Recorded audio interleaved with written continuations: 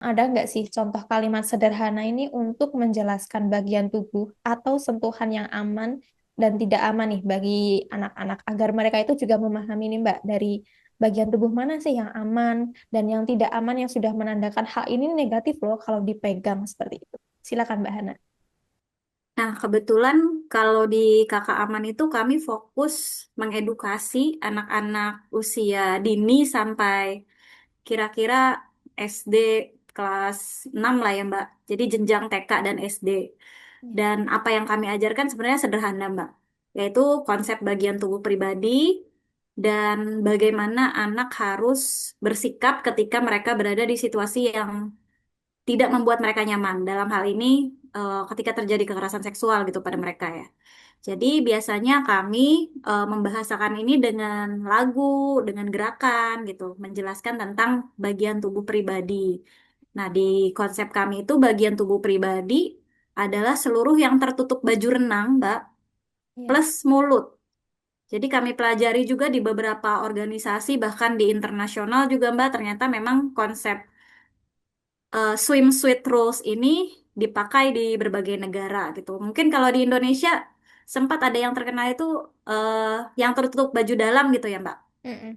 Iya, jadi kurang lebih sama sih, Mbak. Cuma yang lebih spesifik kami menggunakan istilah yang tertutup baju renang itu. Jadi dada, perut, kemaluan, paha, bokong, juga mulut. Nah, ketika bagian tubuh ini disentuh oleh orang lain gitu. Nah, kita memberitahu anak bahwa mereka harus jadi anak yang berani, berani menolak gitu ya, berani bilang tidak, terus lari gitu ketika memang itu kondisinya sangat membuat mereka tidak nyaman. Lalu mereka juga didorong untuk bercerita kepada orang dewasa yang mereka percaya.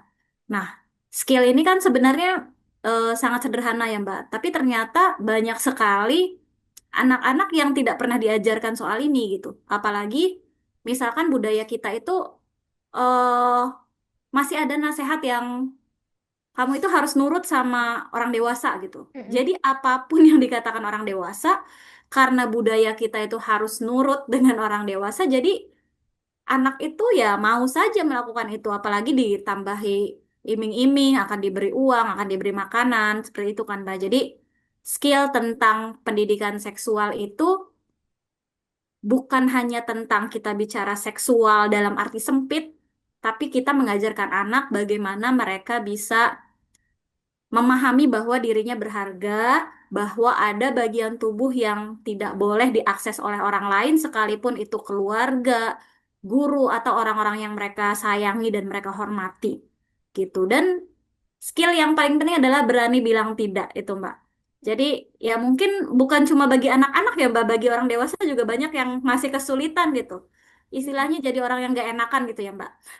Padahal kan kalau kita tahu hal tersebut membahayakan bagi diri kita, harusnya kita bisa menolak gitu, Mbak. Nah, itu yang kami di Kakak Aman lakukan gitu, mengedukasi anak-anak terkait bagian tubuh pribadi dan bagaimana harus bersikap ketika menemukan situasi-situasi yang membuat mereka tidak nyaman.